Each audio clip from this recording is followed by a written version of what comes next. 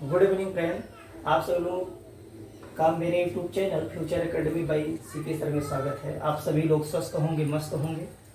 मैं lecture number 15 में आप सभी लोगों को रसायन विज्ञान कक्षा 10 के विज्ञान का केमिस्ट्री सेक्शन जो था, पहला चैप्टर था, खत्म कर चुका हूँ। आज मैं दूसरा चैप्टर पढ़ाऊंगा।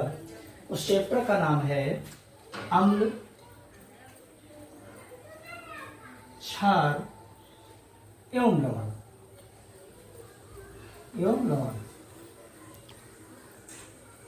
ठीक, उस चैप्टर का नाम क्या है? अम्ल, क्षार एवं लवण। मैं उसी से संबंधित आज सबसे पहले अम्ल के बारे में बात करूंगा कि अम्ल क्या है। तो एक सीधी सी बात बताई जाती है अम्ल के बारे में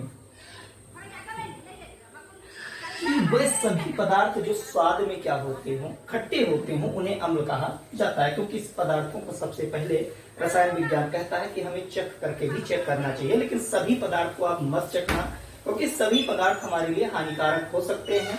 इसीलिए सभी पदार्थों को चखने की जरूरत है। कुछ पदार्थ ही चख सकते हैं, उन्हीं को ही चखना, नहीं कि सारे पदार्थ को चख लो। ऐसे इसमें साइनाइड वाइनाइड भी आता है। अगर साइनाइड मिल जाए जरा सभी चुटकी भर, तो जिंदगी मनुष्य की क्या हो सकती है, समाप्त हो सकती है। तो आप लैब में कभी जाइएगा तो चखने की कोशिश मत करिएगा। ये बताते हैं क्योंकि प्रैक्टिकल करके देखे हैं, इसीलिए बताया कि अम्ल क्या होते हैं, स्वाद में खट्टे होते हैं। सभी अम्ल को चखा नहीं जा सकता। तो स्वाद के आधार पर अगर देखा जाए तो क्या बताते हैं कि अम्ल खट्टे क्या होते हैं, खट्टे। किसके आधार पर? स्वाद के आधार पर। आखिरकार में खट्टा शब्द कैसे लिया गया? तो मैं बताऊं आपको कि केमिस्ट्री में एक शब्द है जिसका नाम है एपिडस। क्या नाम है? एपिडस। और एपिडस का ही अर्थ होता है खट्टा। एपिडस शब्द का क्या अर्थ होता है? खट्टा। उसी आधार पर बताया गया कि जो अम्ल होते हैं, क्योंकि एपिडस जो है, एपिडस का मतलब क्या होता है? अम्ल होता है। एपिडस का मतलब क्या होता है? अम्ल होता है। और अम्ल, एपिडस से ही क्या पता चला कि अम्ल क्या होते हैं? खट्टे होते हैं। तो इस आधार पर उसको डिफाइंड किया गया। फिर कहा गया कि अगर मान लो हमें फिर से पहचानना है कि आखिरकार में कोई हमें विलयन या सॉल्यूशन मिल जाए। भाई हमको हमेशा देखेंगे, लेबोरेटरी में जाते हैं तो कुछ पदार्थ हमें सूखे रूप में मिलते हैं और कुछ हमें जलीय विलयन के रूप में केमिकल मिलते हैं। तो आखिरकार में हमें उन केमिकलों या सॉल्यूशनों के बारे में पता करना हो कि ये अम्ल है कि क्षार है कि लवण है, तो हम क्या करते हैं? तो उसके लिए एक टेस्ट बनाया जाता है जिसका नाम है लिटमस पेपर टेस्ट। क्या नाम है? Litmus paper test. Paper test test है। अब फिर यहीं पर एक बात आती है घूम फिरा करके कि आखिरकार में लिटमस क्या है? तो लिटमस दो रंगों की एक स्ट्रिप होती है, पट्टी होती है कागज की, और उसका रंग होता है लाल और नीला। आखिरकार में लिटमस बना किससे होता है? तो हम बता दें आपको कि इस लिटमस को लाइकेन पौधे से क्या किया जाता? तैयार किया जाता है। किससे? लाइकेन पौधे से।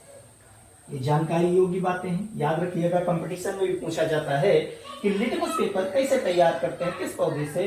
तो लिटमस पेपर जो होता है लाइकेन पौधे से तैयार किया जाता है। ये तो इसी प्रकार से अगर हमें कोई सॉल्यूशन दे दिया जाए किसी बीकर में, तो हम क्या करेंगे? हम लोग लिटमस पेपर टेस्ट करेंगे। तो सबसे पहले हम बात करते हैं कि अगर नीले लिटमस पेपर को क्या कर दिया जाए, इसमें सॉल्यूशन में डुबो दिया जाए। लिटमस पेपर के आधार पर अगर देखा जाए तो लिटमस पेपर दो प्रकार का होता है, नीला और लाल। क्या होता है? नीला और लाल। हम सबसे पहले सर्वप्रथम ऐसा प्रयोग करते हैं कि उस विलयन में नीले लिटमस पेपर को डालते हैं। अगर वही पट्टी किस रंग की हो जाए, लाल रंग की हो जाए, तो हम कुछ कंफर्म हो जाते हैं कि उस विलयन को जो बीकर में लिए हैं वो क्या है? अम्ल है। लेकिन 100% कंफर्मेशन के लिए हम दूसरा उल्टा अपोजिट टेस्ट करते हैं। कैसे?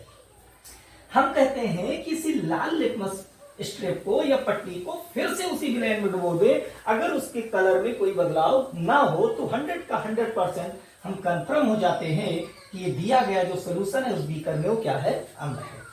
ये तो बात हुई स्वाद के आधार पर कि वह सभी पदार्थ जो स्वाद में क्या लगते हैं, खट्टे लगते हैं, उन सभी को अम्ल कहा जाता है। लेकिन अब हम बात करते हैं वैज्ञानिक तथ्यों के आधार पर कि आखिरकार में क्या करते हैं।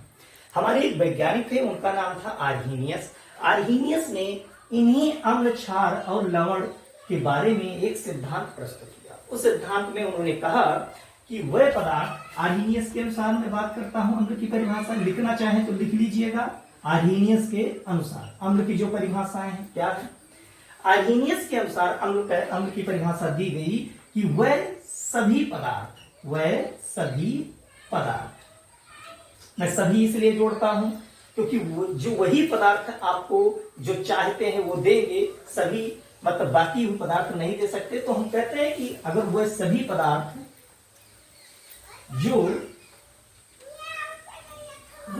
पदार्थ जो जलीय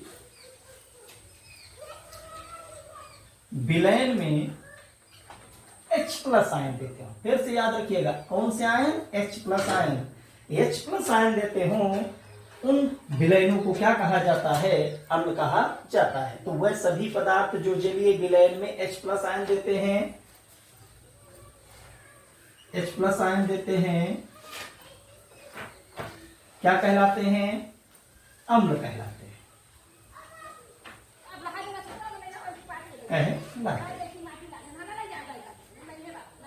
मैंने एक सेक्शन तैयार किया, उस सेक्शन में मैंने आपको बताया कि वह सभी पदार्थ जो जलीय विलयन में क्या देते हो, H+ आयन देते हो, क्या कहलाते हैं, अम्ल कहलाते हैं। मैं थोड़ा क्या करता हूं, आपको एग्जाम्पल के माध्यम से समझाने की कोशिश करता हूं।